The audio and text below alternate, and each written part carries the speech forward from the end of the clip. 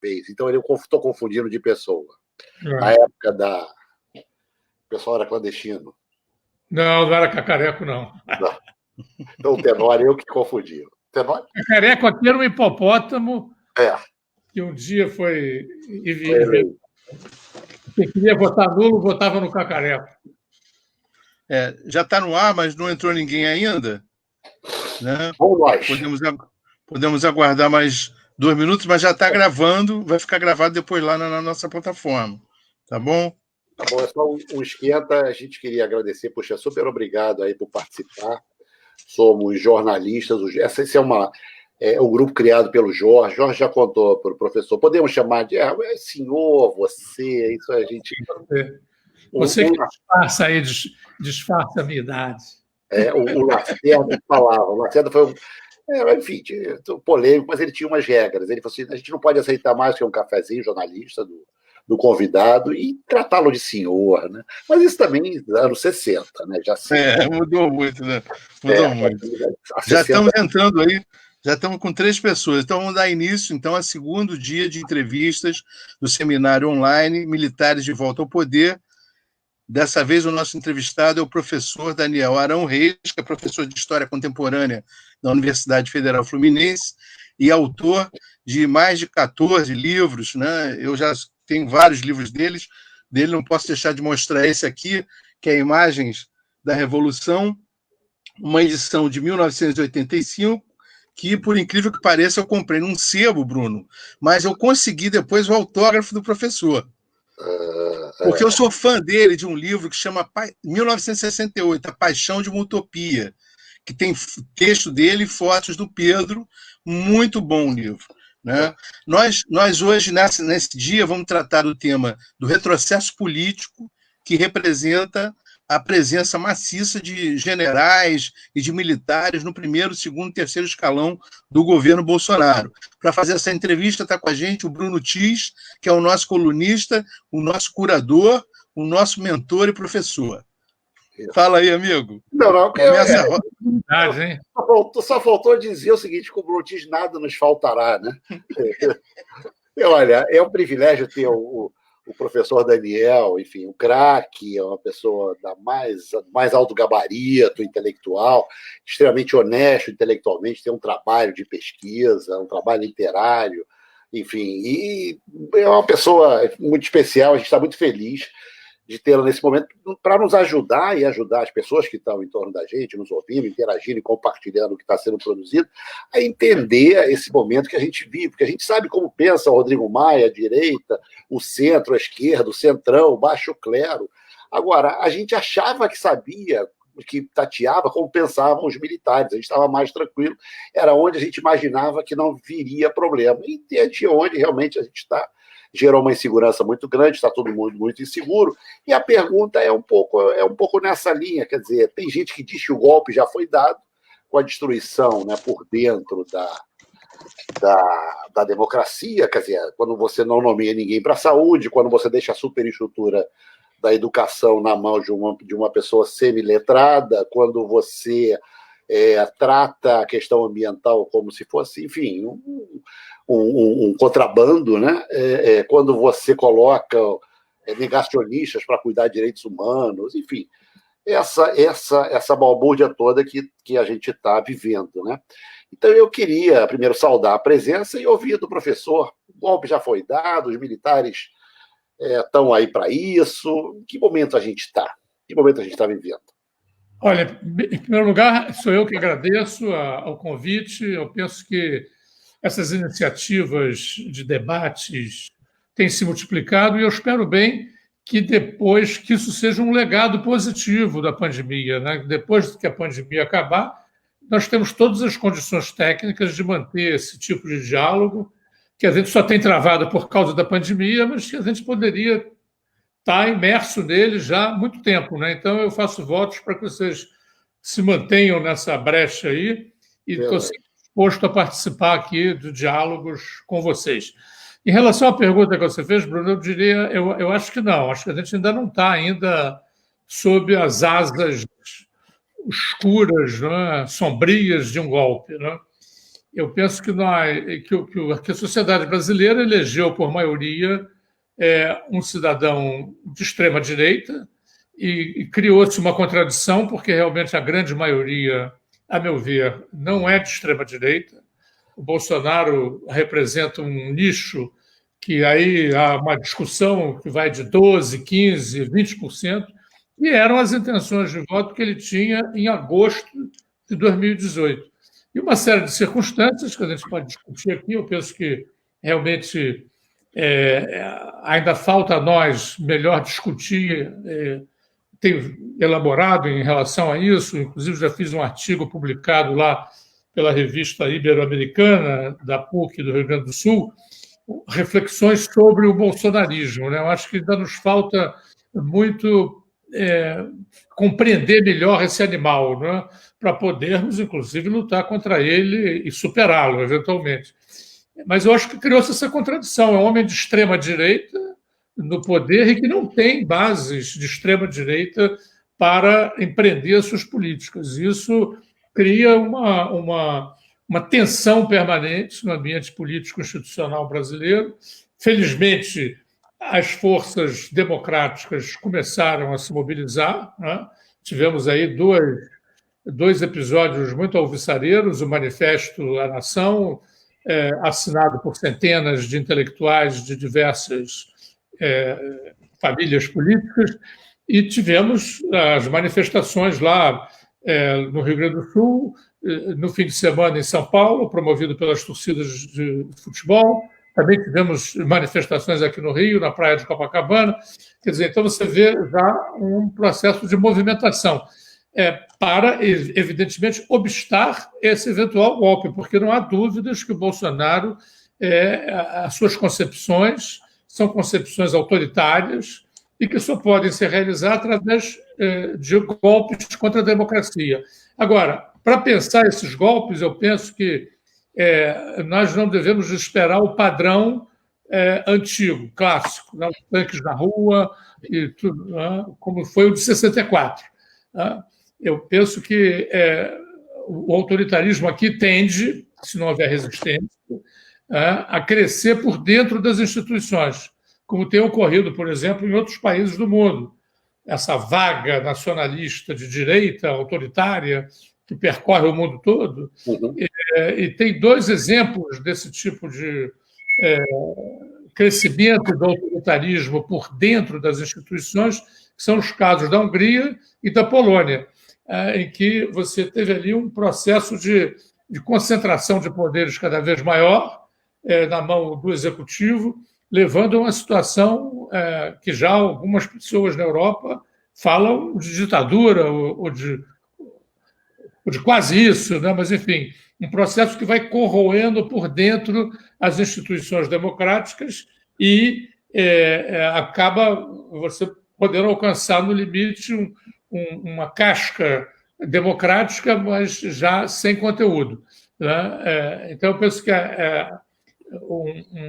o crescimento do autoritarismo tende, se ele acontecer, e vai acontecer se não houver resistência, ele tende a tomar esse tipo de feição, né? Acho que o Bolsonaro, com suas medidas que parecem muito erráticas, e às vezes são mesmo erráticas, mas ele não perde o objetivo dele, que é assumir plenos poderes ditatoriais, mesmo que haja uma casca já vazia, democrática. Quer dizer, você não compararia a Venezuela, você olha à direita, quer dizer, você poria a Venezuela em outro campo, assim. Porque o que ocorre lá também é um domínio do Estado democrático, quer dizer, de uma maneira inicialmente democrática, que foi, quer dizer, nada nos garante hoje que o Bolsonaro pode não aceitar o resultado de uma eleição, como acontece seguidamente na Venezuela, né? Quer dizer, se faz eleição, e a eleição não perde valor, né? Quer dizer, é questionada, ele já questionou essa, né? Eu penso que eu tenho, inclusive, defendido esse ponto de vista em entrevistas e em outras participações. Eu penso que o dispositivo militar extremista do Bolsonaro não vai aceitar uma derrota eleitoral. Ele vai reagir. a essa derrota pelas armas. Né? Acho que estão armados, estão se armando cada vez mais, e eles chegaram a postos no poder e eles não vão desarmar. Agora, se a vitória democrática, a vitória das forças democráticas for muito avassaladora, eu acho que eles vão perder muita legitimidade para reagir com essas armas, mas acho que eles vão reagir.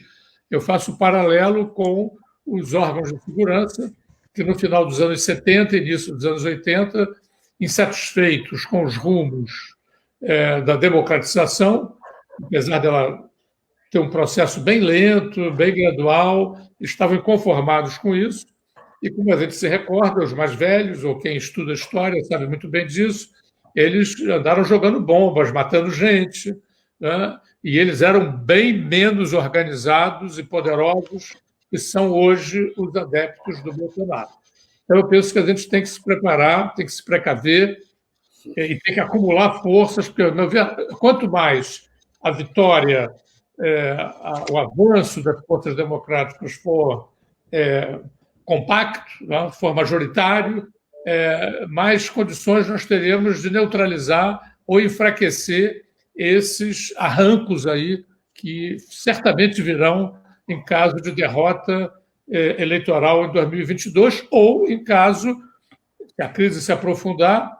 Eu não apoio as posições hoje que são majoritárias, né, de defesa do impeachment, defesa da cassação da chapa através dos tribunais. Eu acho que essas soluções pelo alto não vão ter legitimidade, inclusive porque a grande maioria da população desconfia muito dessas instituições políticas.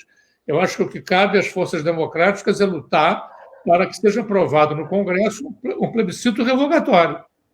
É uma instituição velha, de mais de 100 anos nos Estados Unidos, foi adotada também na Venezuela, né? Então, você tendo alcançado um certo número de assinaturas, você obriga, no meio do mandato, a um plebiscito em que o povo vai decidir se ele confirma ou não o Bolsonaro. A minha expectativa é que não confirme, né? Porque eu acho que houve esse movimento de antipetismo cego, né? Eu acho que o PT deu muitos motivos para insatisfação, porém, houve uma cegueira aí nesse sentido de subestimarem, né?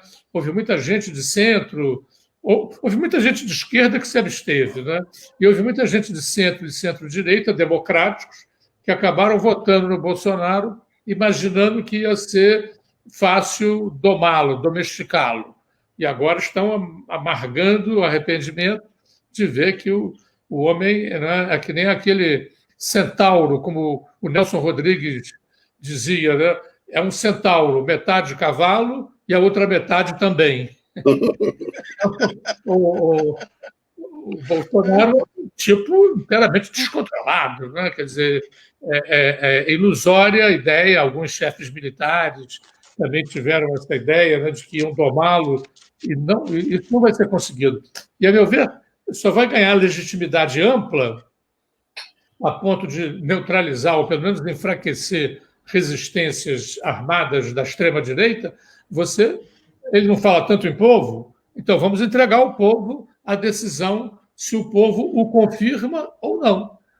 Eu acho que é muito perigoso, são muito perigosas essas posições de fazer o impeachment pelo alto ou caçá-lo no tribunal, né? Eu penso que o impeachment é um instrumento autoritário, é constitucional, sem dúvida, mas é profundamente autoritário.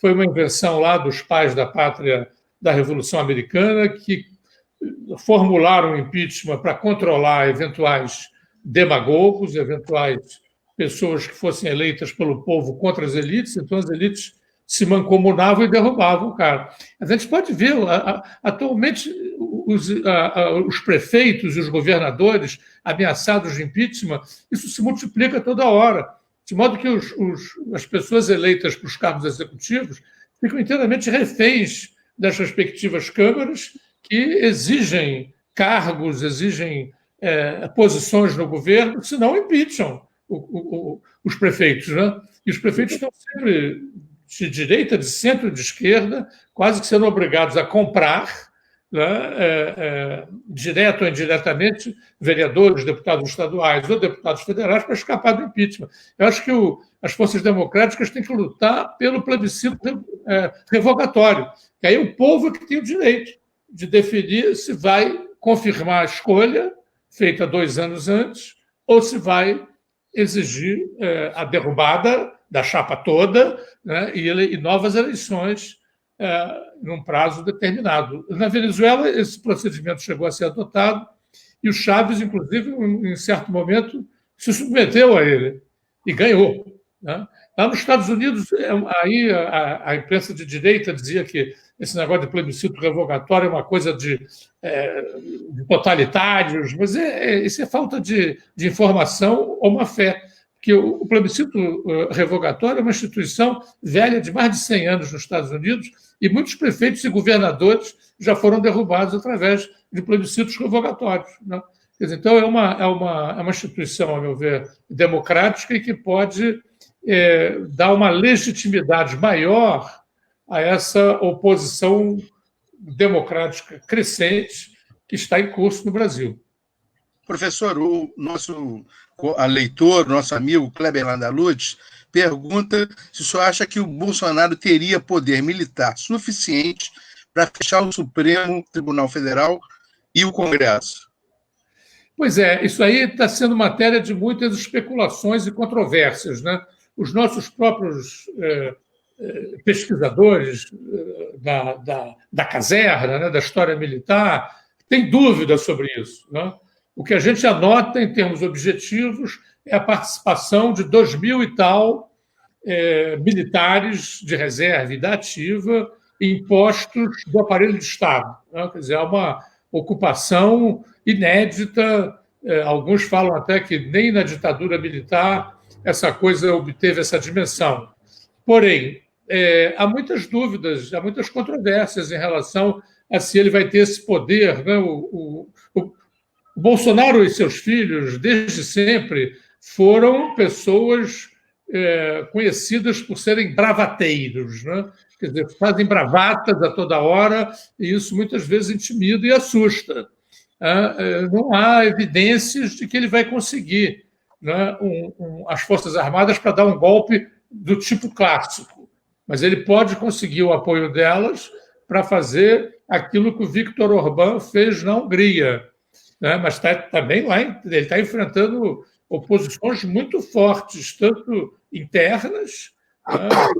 Em Budapeste e em outras cidades importantes da Hungria, as oposições ganharam as eleições últimas, quanto externas, pressões da comunidade europeia, né? Que tem um pacto democrático lá entre as nações europeias que não aceitam isso. Então, eu penso que para um avanço por dentro das instituições, como o Viktor Orbán fez, eu acho que aí o Bolsonaro vai ter apoio das Forças Armadas. Isso me parece claro, porque ele vai estar respeitando as formas democráticas. Agora, golpe como os tanques na rua de madrugada, etc., eu acho que isso é uma hipótese, posso estar errado, evidentemente, né? Mas é uma hipótese com a qual eu não conto, pelo menos a curto prazo. Agora, se houver uma conflagração social geral no Brasil, com choques de rua, aí essa hipótese pode ser cogitada, mas mesmo nesse caso, eu acho que o Bolsonaro tem um dispositivo constitucional que, infelizmente, passou na Constituição, né? Não houve força capaz de deter isso, e, na época, isso não foi convenientemente denunciado, que é o famigerado artigo 142 da Constituição, que confere às Forças Armadas uma tutela sobre as instituições. Tanto o presidente da República, quanto o presidente do Congresso, quanto o presidente do Supremo Tribunal Federal podem requisitar a intervenção das Forças Armadas para garantir a lei e a ordem. Então, a Dilma fez isso várias vezes, inclusive contribuíram involuntariamente, né, para o crescimento do prestígio das Forças Armadas, e que aqui no Rio de Janeiro, uma intervenção de mais de 6 meses, promovida pelo Temer, mas antes disso, a Dilma já tinha chamado as Forças Armadas para defender a FIFA, para defender a Copa do Mundo, né? Então, havia esse dispositivo, é um dispositivo extremamente autoritário, né, e pode ser acionado em caso de convulsões, de briga de rua, de depredações, como essas que estão se verificando nos Estados Unidos atualmente. Né? Eu acho que aí, tranquilamente, nesse momento, o Bolsonaro chamaria as Forças Armadas e tentaria aprovar, por exemplo, dispositivos que também são constitucionais no estado de emergência ou no limite do estado de sítio, né? E isso fazendo com que ele pudesse ter poderes concentrados em suas mãos. Agora, eu acho que isso no momento, ainda é improvável. Pode se tornar possível, mas no momento ainda é improvável. Penso que as forças democráticas têm que sair um pouco dessa situação de abestalhamento em que elas se encontram, né? A ressaca da derrota do Bolsonaro realmente foi forte, né? Mas já está na hora de superar, né, essa ressaca e passar a luta para mostrar, como muita gente já está mostrando, que se ele tentar escalar autoritariamente, ele vai enfrentar muita resistência, né? Porque não nos esqueçamos, né, dessa característica que ele tem, né, de ser um bravateiro de primeira linha. Né? Ele anuncia uma força que muitas vezes não tem, né? E essa coisa vai assustando e intimidando, com razão, né? As pessoas ficam assustadas com essa truculência, né, que é característica do Bolsonaro. Agora, professor, voltando à questão do plebiscito revogatório, quer dizer, como é que se blinda um plebiscito revogatório, por exemplo, contra um cheque cidadão, contra uma Bolsonaro, sei lá, um bônus mensal, alguma coisa assim, quer dizer, ele também não é uma ferramenta perfeita, né, quer dizer. Não, mas dá para você aferir a vontade das maiorias, né? Porque eu penso que o Bolsonaro ele tem uma margem, eu tenho uma visão muito crítica, né, dos governos do PT. E esses governos, apesar de terem registrado muitos avanços, né, eles investiram muito pouco na mobilização da cidadania. Né?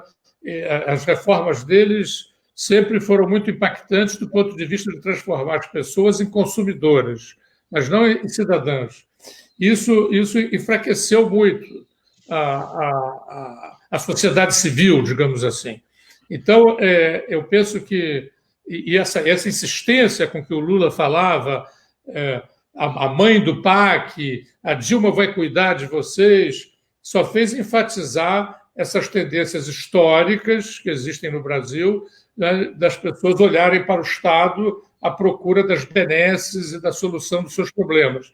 Então, eu penso que o Bolsonaro tem uma margem aí, através disso que você falou, da Bolsa Bolsonaro, né, e de outras medidas, inclusive porque não nos esqueçamos que a frente que elegeu o Bolsonaro ela é muito heterogênea. Né? Ele conseguiu se beneficiar de muitos erros das forças de oposição a ele, mas ele, por sua vez, fez muitos acertos, um dos quais essa aliança aí entre os religiosos, né, o agronegócio, o grande capital financeiro, né, personificado na figura do Guedes, o moralismo de classe média personificado na figura do Moro. Ele conseguiu uma aliança que é uma aliança heterogênea e que tem problemas. Né? Nós vimos agora mesmo esse esboço do chamado Plano Pró-Brasil, foi uma iniciativa dos militares, capitaneados pelo Braga, né? E assessorados por dois ministros, né? O Tarcísio, da Infraestrutura, e o ministro lá do Desenvolvimento Regional, o Marinho. Esses dois que foram os cérebros dessa coisa do Plano Pró-Brasil, que é um plano estatista, é um plano nacional estatista, né, nos moldes daquilo que foi seguido pelo Médici, né, e pelo Geisel, principalmente pelo Geisel. E se ele se ele incorpora esse projeto nacional estatista, isso vai ser um grande perigo para a democracia brasileira, porque ele pode realmente acumular uma base social muito mais ampla do que aquela que ele tem atualmente. Né?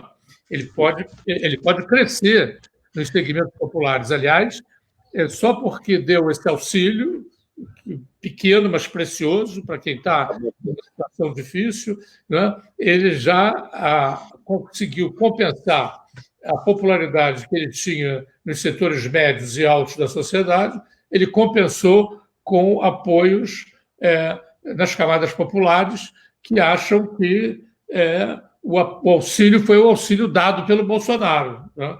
Quer dizer, então, eu penso que se ele amplia essas políticas dentro de um outro logo, de uma outra perspectiva, nesse caso ele teria que se livrar do Guedes, né?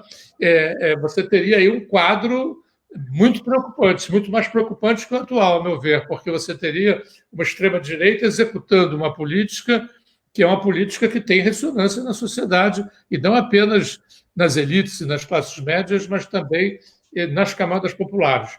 Eu chamo a atenção ainda para um outro detalhe que é muito importante. Essa pandemia provavelmente não vai acabar com a globalização, mas vai fortalecer uma série de políticas nacionalistas em todo o mundo. Né? Então, essa coisa o Guedes, apegado aos seus dogmas, se recusa a ver isso. Né? Como disse o Marinho naquela reunião fatídica, né, do 22 de abril, ele chegou a dizer claramente: não nos apeguemos a dogmas. Né? A realidade que vem por aí é muito diferente e a gente tem que se adaptar a ela. Depois, essa discussão que seria central se perdeu, né, porque o Bolsonaro transformou a reunião numa reunião de rearmamento moral, né, de aglutinar forças em torno dele mesmo, né, cobrando dos ministros que estavam sendo elogiados, que ele não aguentava mais aquilo, dele ser criticado, os ministros dele sendo elogiados. Então, ele transformou a reunião. A reunião foi convocada para discutir o plano pró-Brasil, que foi um plano feito nas costas do Guedes, e suscitou dele uma explosão de indignação. Né? Mas, evidentemente, que essa discussão não está encerrada. Né?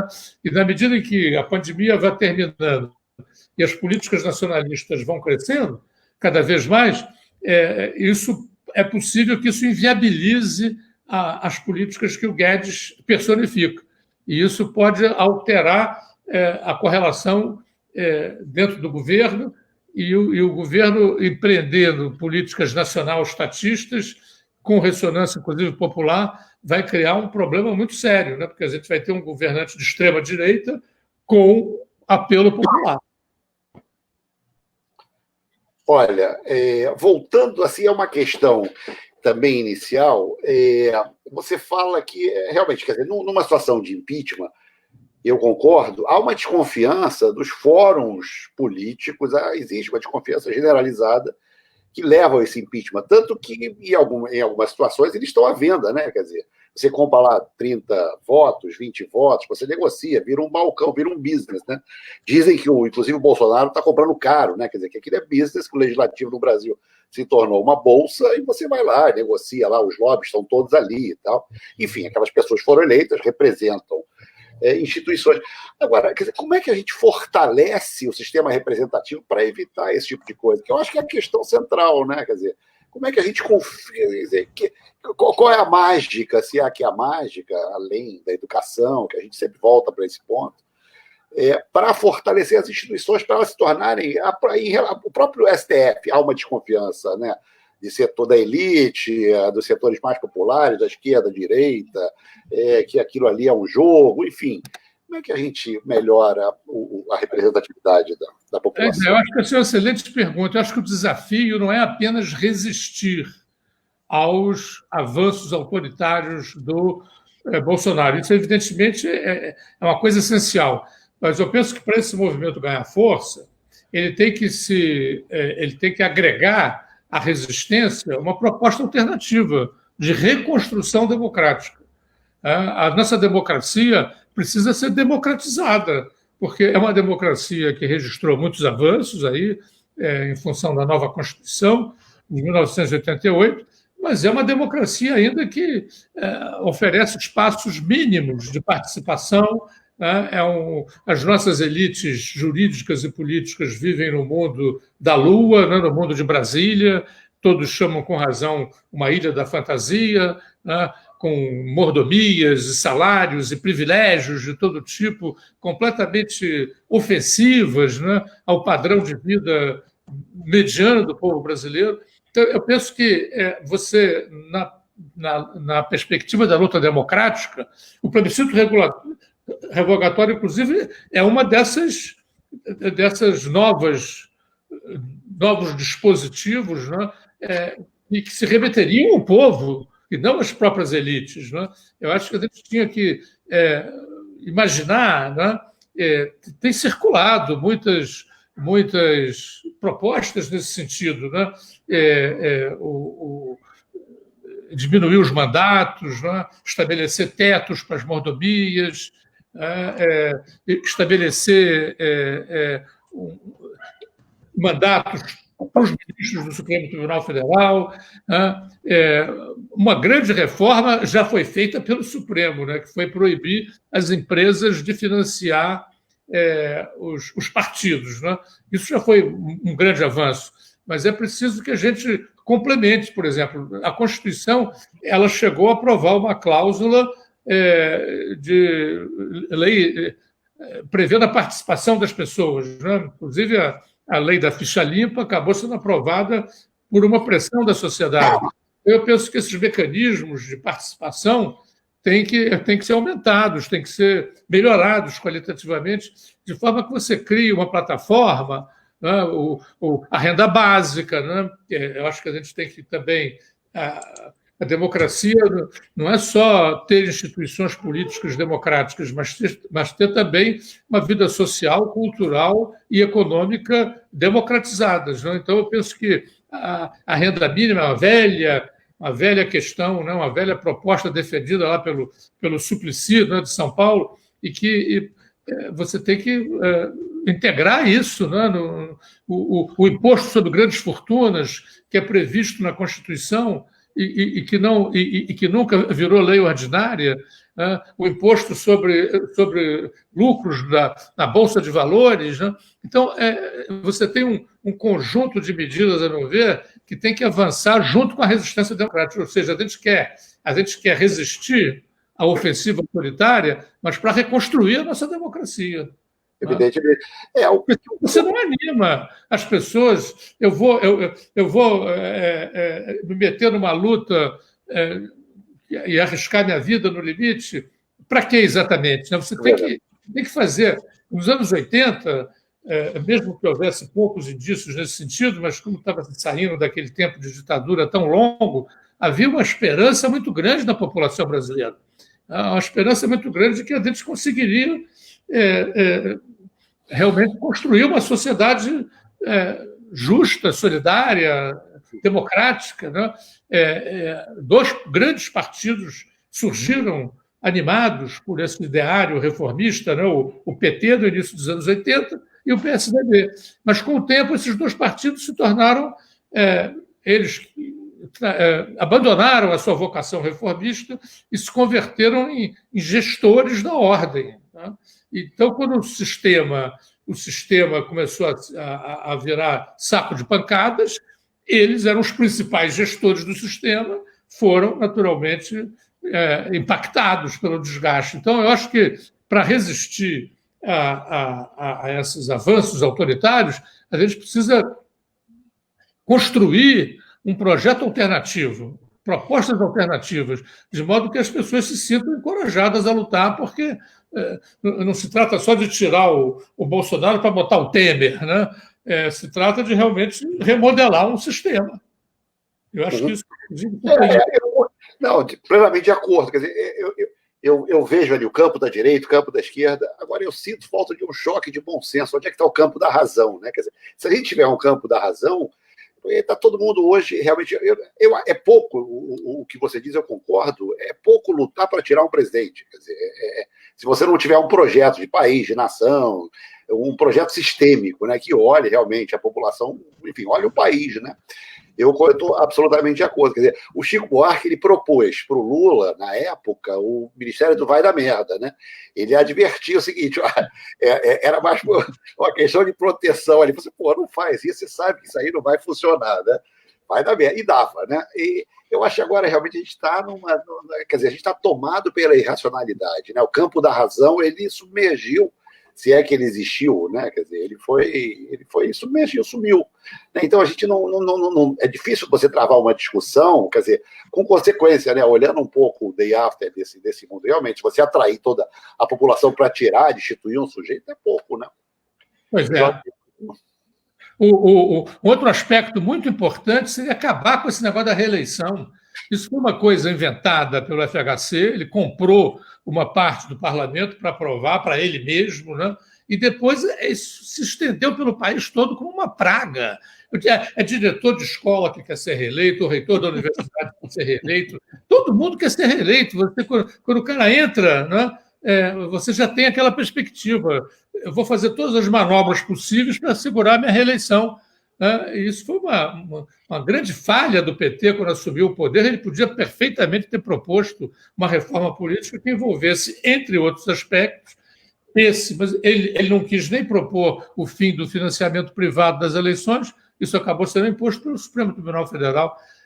E foi o PSDB e o PT realmente abandonaram a sua vocação reformista e passaram a ter uma vocação de gerência do poder a qualquer custo. Né?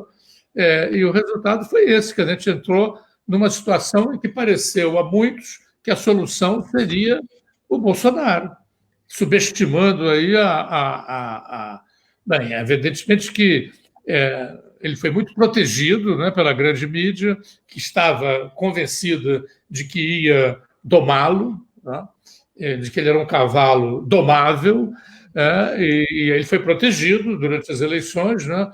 Não, ele tem os seus arrobos, mas isso são arrobos, ele vai acabar sendo controlado, e escapou do controle totalmente. Então, a gente está numa situação hoje muito delicada, né, na beira de ter que viver sob um regime, mesmo com fachada democrática, um regime autoritário. Então, temos que lutar contra isso, mas lutar com uma pauta de remodelação da democracia realmente existente, que existe hoje no Brasil e que é muito insatisfatória.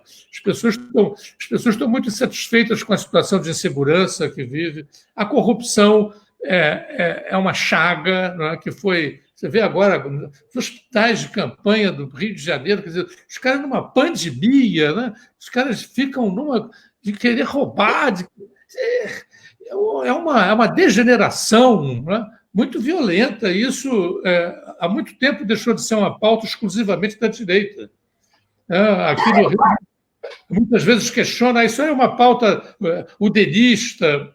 Era originalmente udenista, mas deixou de ser. Hoje, as pessoas das classes populares estão indignadas com isso, quando elas sentem que os impostos são carreados para o bolso dos políticos, para o bolso dos empresários. Né? Então, eu penso que isso tudo tem que fazer parte de um projeto. Né?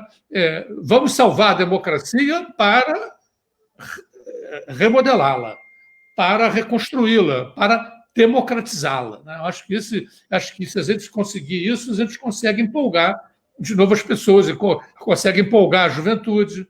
Eu me aposentei há quase 4 anos, lá da UF, continuo trabalhando na pós-graduação, escrevendo, participando de debates, etc. Mas enquanto eu estive em contato muito íntimo com estudantes, né, o desencanto era absolutamente geral com os partidos políticos, né, com as instituições. Né? Então, isso também contribuiu a seu modo. Né? Você vê, houve quase 40% de abstenção nos votos nas eleições, uma eleição altamente polarizada, mas muita gente achando que aquilo ali era uma luta de brancos, entendeu? Eles que se entendam. Eu vi muita entrevista com gente pobre. Mas você votou em Bolsonaro por quê?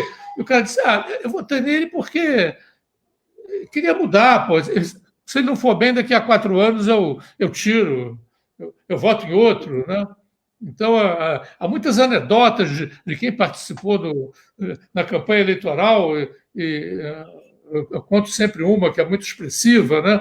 de um jovem distribuindo panfleto aqui na Cinelândia, entre o primeiro e o segundo turnos, eu passando uma mulher, uma senhora humilde, né, e ele disse, aqui um panfleto contra o Bolsonaro. Ela disse, não, eu já resolvi o meu voto, eu vou votar nele. Mas, minha senhora, ele é fascista. E ela disse, bem, eu não quero saber a profissão que ele tem, eu vou votar nele porque ele é contra a corrupção. Essa insistência das esquerdas de falar em fascismo, eu tenho perguntado muito a lideranças populares com quem eu tenho encontrado. Vem cá, alguém sabe o que quer dizer fascismo? Não, ninguém sabe. Isso é um conceito que pertence aos letrados, né? e às elites. Né?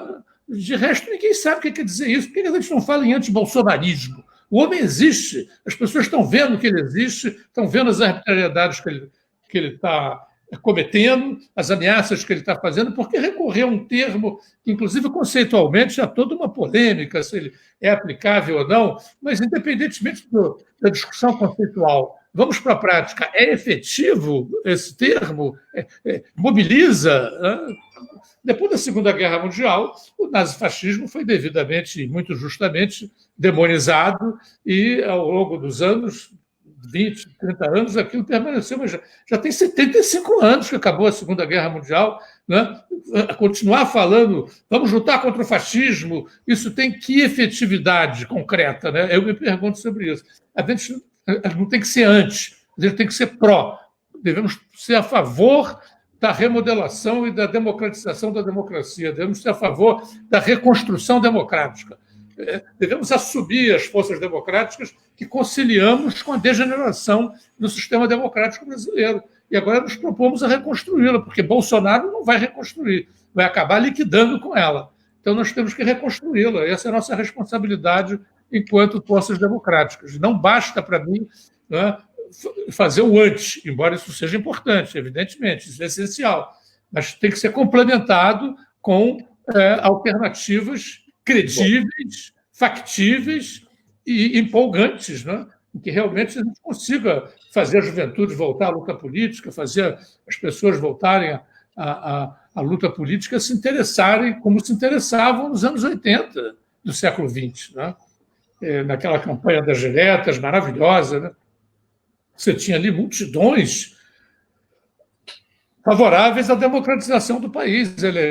A eleição direta do presidente da República simbolizava, né, a restauração da democracia. E hoje essas propostas positivas e alternativas se perderam muito, né? E é preciso resgatá-las, limá-las, né? E apresentá-las de modo coerente para que a sociedade possa se empolgar para lutar, não apenas para se defender do Bolsonaro, mas para reconstruir uma democracia que se desconstruiu ao longo de décadas. E só complementando, o Jorge tem muita gente participando aqui, querendo fazer observações, mas só complementando, e não usar mais o Exército, quer dizer, nessa grande reforma, como uma ambulância do regime, né? É o que você estava falando, qualquer coisa chama o Exército, né? Tem uma confusão ali, chama o Exército. Tem uma conflagração no Rio de Janeiro, chama o Exército. Não é para isso, né? Eu acho que os presidentes civis nossos, o FHC, o Lula e a Dilma, né, cometeram um erro fundamental. Eu não quero fazê-lo de bode expiatório, porque isso foi esse silêncio. Né? Era preciso intervir nas Forças Armadas. Era preciso, sobretudo, remodelar o seu sistema educacional. Né? Ou nos anos 90, me lembro que um dia abriu o jornal, os cadetes da Agulhas Negras escolheram como patrono o general Médici. Como? Anos 90, Médici é o patrono mais sinistro da ditadura. Né? Isso evidenciava o quê? Que o sistema de ensino nas Forças Armadas estava operando numa dinâmica própria, distinta do que se passava na sociedade. E os nossas lideranças civis apostaram no quê? Não, deixa para lá, eles ficam ali e, ao longo prazo, isso vai se esvaindo. Não foi se esvaindo. A gente está vendo que muitos desses chefes militares ainda pensam que o comunismo é uma força viva na sociedade brasileira. Quer dizer, eles vivem falando em lavagem cerebral, né? Houve nas academias militares uma autêntica lavagem cerebral. Né?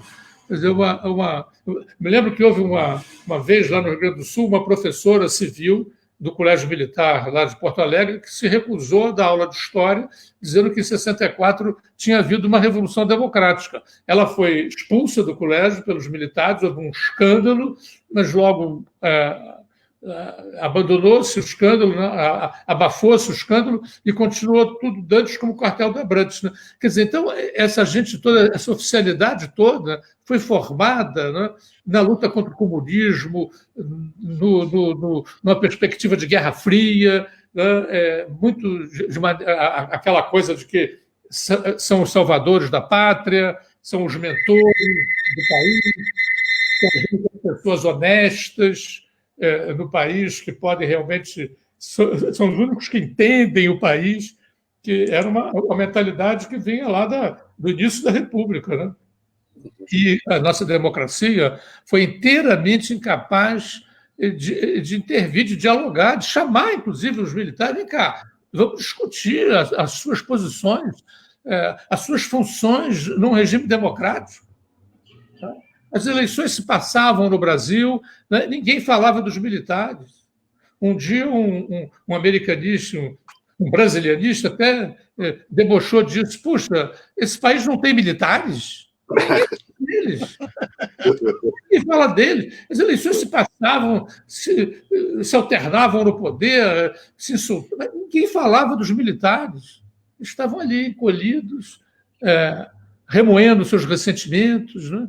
Quer dizer, e o resultado foi o pior possível quando a gente vê escancaradas, né? Você tem gerações e gerações de oficiais do Exército, da Marinha e da Aeronáutica formados num reacionarismo, né? Anacrônico, né? Que parece anacrônico, mas está aí vivo. Né? Daniel, os militares, historicamente, sempre venderam essa imagem, né, de desenvolvimento, né, de competência, e isso faz o Bolsonaro se aproveitar também dessa imagem, a meu ver, e transmitir para a sociedade que eles, no governo, vão ser extremamente competentes, a ponto dele colocar como ministro da Saúde, interinamente, um general que sequer é médico. Né? E aí nós temos aí a atitude, eu queria que você comentasse, a atitude de generais do governo, como Augusto Heleno e o Luiz Ramos, que estão tentando enquadrar a sociedade. O Augusto Heleno deu uma carteirada dizendo que se o telefone do Bolsonaro fosse apreendido, haveria um problema gravíssimo para a estabilidade do país. O outro general, que é o secretário do Bolsonaro, tentou enquadrar o ministro Celso de Mello, dizendo que ele respeitasse o presidente. Ou seja, a meu ver, eles no governo estão botando de fato as manguinhas de fora. Como é possível a sociedade civil enquadrar e não concordar com isso, reagir a essa atitude desses ministros? Bem, eu penso que realmente isso não é uma coisa propriamente uma imagem que eles venderam, né? Essa é a imagem que eles têm deles mesmos. Né? E isso, sobretudo, se consolidou a partir do movimento de 30 e principalmente nos quadros do Estado Novo. Né? O Exército, a Marinha e a Aeronáutica surgiram, principalmente o Exército, né? Porque a Aeronáutica passou a existir, então, e a Marinha era uma força armada bem enfraquecida aqui no quadro brasileiro. Mas eles eram ali os garantidores do desenvolvimento econômico, porque faz parte, qualquer força armada, desde fins do século XIX, para existir, para ter um mínimo de congruência, né, e viabilidade, ela tem que ter uma indústria atrás dela, ela tem que ter uma logística atrás dela. Então, os militares sempre foram... houve dentro deles, né, essa tensão com um projeto nacional. Inclusive, acho que as esquerdas cometeram um grande equívoco no golpe de 64 de imaginar que os militares iam vender o país. Realmente, o primeiro governo ditatorial do Castelo Branco foi um governo muito, muito subserviente. aos Estados Unidos. Não é? Porém, logo que ele foi sucedido, os demais generais presidentes ou ditadores, não é? eram pessoas simpáticas, né? Partidárias, de que o Brasil, sem romper com a dependência internacional, explorasse margens de autonomia na perspectiva de um projeto nacional. E realmente chegaram a elaborar esse projeto nacional que coroou lá com o segundo Plano Nacional de Desenvolvimento do Geisel. Então, quer dizer, essa tradição dos militares como sendo aquelas pessoas que assumem o Brasil, ao contrário dos civis, que só querem boquinhas e bocadas, né? Quer dizer, essa é uma tradição, e eles acreditam nisso. E eu penso que, nesse último período, nesses últimos 30 anos, pós-Constituição de 88, em que nós tivemos a oportunidade única de chamar, que eles estavam muito por baixo, estavam muito desmoralizados, muito inseguros, era a hora de você chamá-los para discutir como eles iam se inserir dentro de um processo democrático. Na Argentina, eles conseguiram isso em parte, né? Definindo constitucionalmente que a função dos militares é defender as fronteiras do país e não garantir a lei e a ordem. Eu acho que isso é um aspecto fundamental nessa coisa da remodelação da nossa democracia. Né? É preciso que os militares percam esse direito de garantir a lei e a ordem. Quem garante a lei e a ordem são os governos e as polícias. Né? Não são os militares. Os militares não são para isso. Né? Eles são para defender as fronteiras do país. Então, esse é o primeiro aspecto que eu acho muito importante. O segundo aspecto, integrá-los no processo da educação nacional. A gente não pode ter Forças Armadas que tenham um sistema educacional inteiramente imune, blindado à influência e à discussão da sociedade. Né? Então, acho que são dois aspectos centrais numa remodelação democrática que nós temos que trabalhar por isso. Né? Não dá para ter uma democracia com mentores, né? Com anjos tutelares, né? Como os militares se apresentam e não fingem, não, eles acham mesmo disso. Agora, eles estão imersos aí no governo, já tem alguns chefes militares chamando a atenção para isso. Se o governo se afundar, as Forças Armadas vão se afundar junto. Valerá a pena, né? Isso já é uma discussão lá entre os próprios chefes militares, sobretudo aqueles que não estão ainda dentro do aparelho de Estado, né? Porque aqueles que estão dentro do aparelho de Estado estão, evidentemente, gostando disso e, principalmente, estão gostando da grande aventura deles, passada, que foi a ditadura militar, está sendo reapresentada à sociedade brasileira em chave positiva. Isso foi sempre um grande ressentimento deles, né? A sociedade ter definido a ditadura como um episódio em chave negativa. Né? Esse ressentimento eles tinham muito grande, né? E não abrimos, a democracia brasileira, as lideranças políticas civis não abriram espaços para que eles pudessem trazê-los para a convivência da sociedade. Né? E isso teria como troca fazer com que as Forças Armadas brasileiras recuperem novamente a sua condição plural, que existia antes de 64. Né? O golpe, eles caçaram oficiais, suboficiais, graduados das Forças Armadas, né? numa proporção muito maior do que a dos civis. Né? Quer dizer, e a partir daí montaram um aparelho educacional extremamente monolítico. Né? Isso não é democrático. As forças, aliás, houve nos anos recentes agora uma certa abertura, chamando professores de universidades para ir debater com eles, tanto a Escola de Guerra Naval aqui no Rio, como também a ESG, né?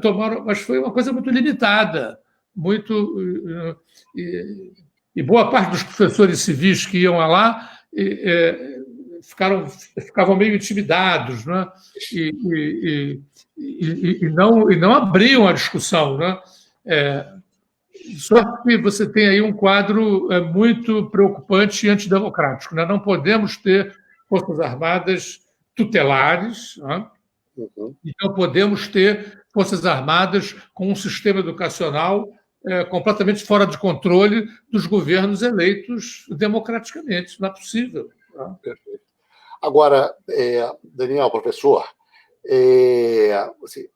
assim, uma questão lateral, mas não menos importante, é o papel da Polícia Federal. Quer dizer, a Polícia Federal se tornou a joia da coroa. No passado, ela era um braço da ditadura, né? Quer dizer, ela abrigava o departamento de censura, basicamente eu acho que a função era isso, e ela fazia um papel sujo. Aqui no Rio de Janeiro tinha tortura nas dependências.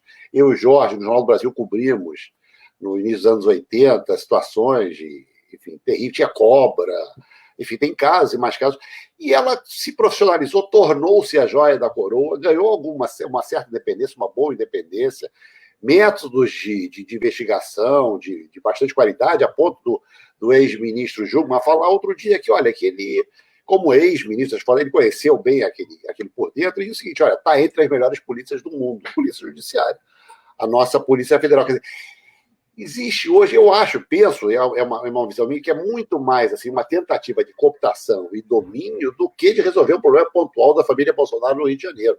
Eu acho que ele não faria, quer dizer, a gente não conhece também o suficiente esse estardalhaço todo para resolver uma questão pessoal e pontual ali, que eventualmente ele está envolvido ou não está, a gente não sabe, quer dizer, é temeroso afirmar.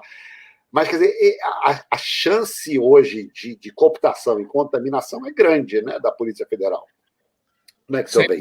Essa vai ser a política do presidente. Né? Porém, a gente pode contar também com a resistência que a corporação vai oferecer. Tá? Já tem gente dizendo que a Polícia Federal se transformou na Gestapo do Bolsonaro. É um exagero, né? Na polícia política do Bolsonaro. Pode ser que o Bolsonaro até ambicione isso, mas está longe de ser alcançado. Eu penso que vai haver resistência corporativa se ele realmente tentar aprofundar, enfim, tentar instrumentalizar de maneira muito vil, né, de maneira muito evidente, né? Assim como a própria Procuradoria-Geral. Vocês estão observando que já está havendo um processo de articulação dos procuradores para tentar controlar, né, as inclinações do Aras. Né? Ele foi uma pessoa que assumiu a procuradoria sem aval da corporação, e os procuradores já estão se articulando para impedir que ele se transforme. Né? É até engraçado o Fernando Henrique Cardoso protestar contra isso, porque na época que o Fernando Henrique Cardoso era presidente, o procurador-geral, chamado Brindeiro, né? Ele era o engavetador da República. Engavetador-geral da República, porque havia dezenas de denúncias contra o presidente, de então, o FHC, e ele engavetava, em vez de mandar ao Supremo. Né? Então, nós temos aí um quadro realmente preocupante, mas que ainda não chegou, porque vocês não tenham dúvida, essas manifestações todas, e que, a meu ver, tendem a se multiplicar, a sociedade civil acho que vai começar a se mover, está se movendo já, né? E eu acho que os nossos partidos são partidos muito aspirados pelas disputas eleitorais. Um colega meu e amigo, o professor Carlos Weiner, ele tem uma conceituação que ele chama a esquerda de Estado e a esquerda social.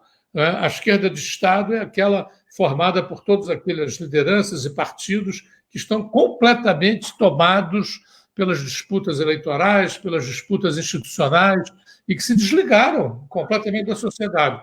E nós estaríamos precisando, né, que tínhamos isso nos anos 80. O Lula era um líder da esquerda social. Né? Ele veio lá dos movimentos sociais. mas se tornou, com o tempo, uma liderança que está perfeitamente enquadrada na esquerda de Estado, né? Então, a gente precisa hoje, nessas lutas democráticas que estão aí se esboçando, esperar a emergência de esquerdas sociais, de lideranças sociais, e que venham com um novo impulso, né, semelhante àquele que a gente tinha aqui no final dos anos 70, início dos anos 80, que era um impulso extremamente renovador e vital, e que se perdeu ao longo do tempo, né? Eu e Jorge, nós somos de uma geração, enfim, que já que não dava para tomar o poder, vamos tomar o chopp, né? Você é um pouquinho antes. Você é de uma geração que os intelectuais pegavam em arma, né? Quer dizer, tentavam realmente, acreditavam que era possível, e houve um exemplo, né, em Cuba, enfim, que o Fidel era advogado, o Che Guevara médico e grandes guerrilheiros, generais, enfim, estrategistas militares, né? E agora, como é que você vê essa participação de torcida hoje? Já que não dá para tomar a taça, vamos tomar o poder. Como é que você, já que não dá para fazer o gol, como é que você vê? Eu acho incrível, né? A gente está sempre conversando sobre isso, né? Eu tenho, em relação aos partidos políticos brasileiros, talvez um pouco exagerado, aquela frase do Barão de Tararé, né? De onde você menos espera, dali não vem nada, né? Então, as expectativas estão todas já há muito tempo voltadas para a sociedade civil, né?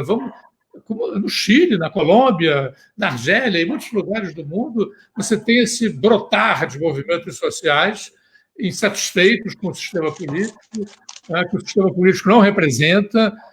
Tivemos os indignados na Espanha, tivemos movimentos agora lá na Itália, os sardinhas, né? Quer dizer, você tem um processo de estruturação da sociedade que busca encontrar caminhos próprios, né? Então, como é que vai se dar? Então, de repente surgiu ali, né, confirmando aquela frase do Edgar Morin, né? Frequentemente é o improvável que acontece. Então, as torcidas organizadas que surgem, né? Portando essa luta democrática, uma coisa muito inesperada e muito vital, né? E muito autêntica, exatamente porque a gente não sente ali nenhuma instrumentalização de nenhum partido, de nenhum político, né? Eu vejo com um moderado otimismo, né, esse processo aí, né? Vão acontecer agora nos meses próximos, inclusive ajudados pelo fim da pandemia, né? Nós vamos ter um processo aí de relançamento de movimentos sociais democráticos, né?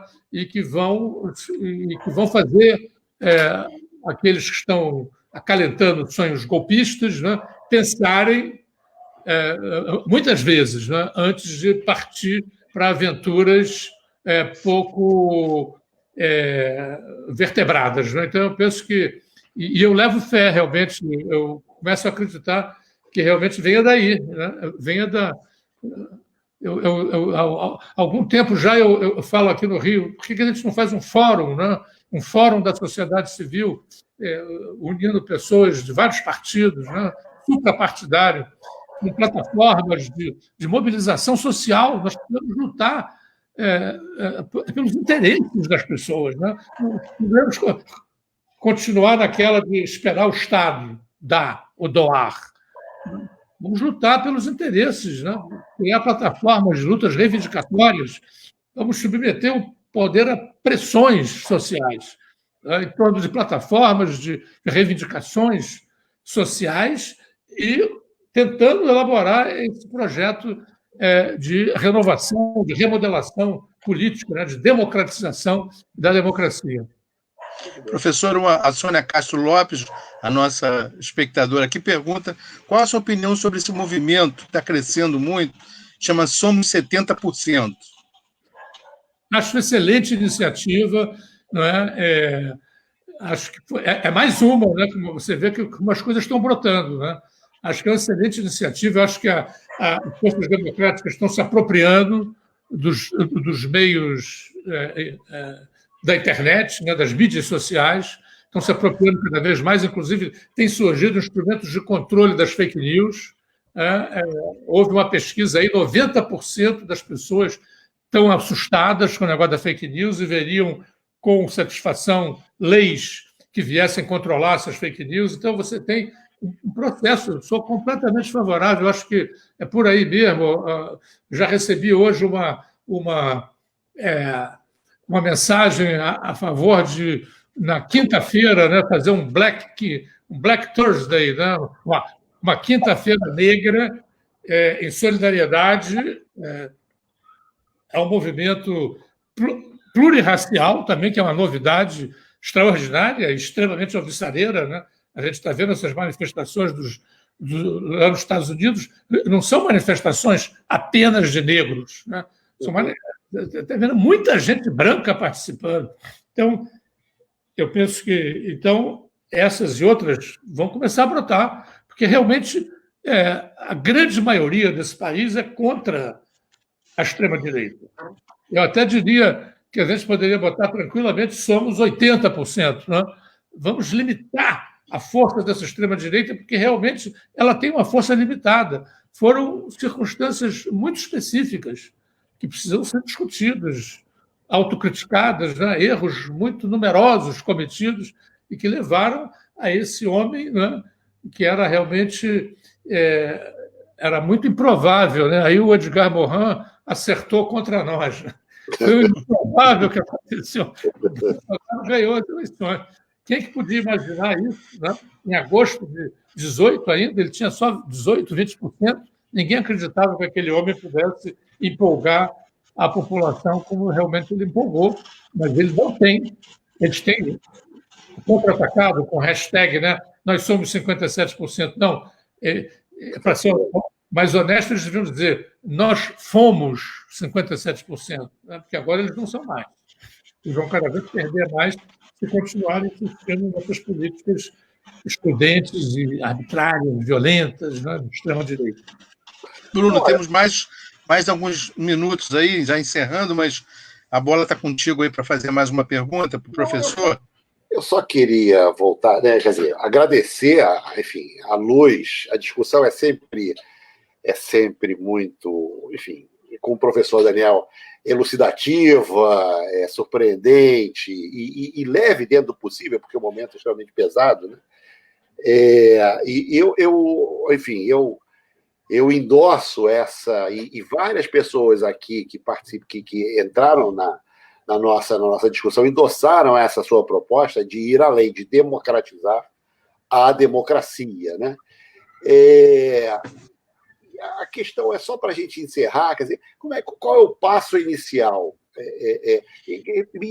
Imaginando que não exista um fórum, não exista, enfim, um pensamento único, quais são a sua visão de um democrata que lutou contra a ditadura, um professor, quer dizer, quais são os passos iniciais dessa caminhada? Olha, eu acho que os passos iniciais já foram dados, né?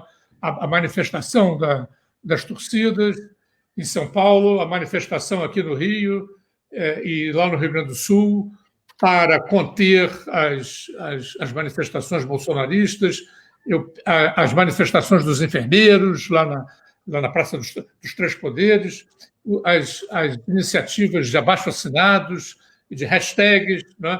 Essa da Quinta-feira Negra agora. Eu acho que os passos iniciais já foram dados. A gente tem que agora estimular a que esses passos se desdobrem, se multipliquem.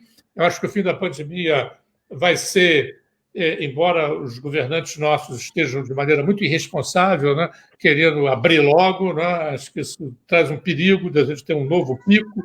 Mas, enfim, na medida em que acho que esse tipo de debate que a gente está tendo aqui, a gente tem multiplicado, são muitos desses debates, é incrível, né? Como a gente não tinha isso antes da pandemia, e era perfeitamente possível, tecnicamente, ter esses debates antes da pandemia.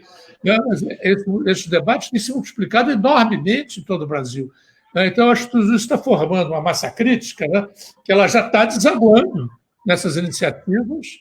Nós não vamos começar, já começou o processo. A gente tem que impulsionar, estimular, incentivar. e se integrar, né, nesses processos. Eu acho que uma atenção especial deve ser dada a que o meu colega chama de esquerda social. Né? Temos que ter um processo de lutas sociais em torno de plataformas setoriais, né? E a gente acumula força com isso. A gente vai para as ruas, a gente melhora nossos níveis de solidariedade interna, né? E nada de esperar que o Estado vá resolver. A gente tem que conquistar. Né? Muito bom.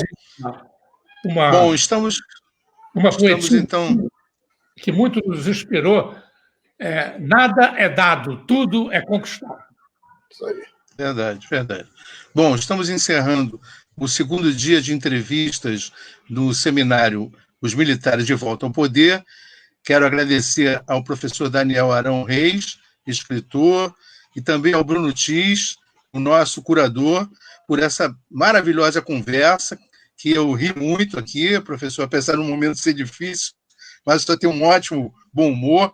Quero agradecer ao Antônio Soares, que é um dos produtores desse evento comigo, e anunciar que amanhã, às 16 horas, teremos aqui, nessa mesma plataforma, o Adriano Diogo, que é presidente da Comissão da Verdade de São Paulo, que vai ser entrevistado pelo Bruno e pelo Eduardo Reina, que é o nosso colunista de Memória e Resistência. Muito obrigado a todos, uma boa tarde e até amanhã. Obrigado, professor. Obrigado a vocês e até a próxima. Valeu.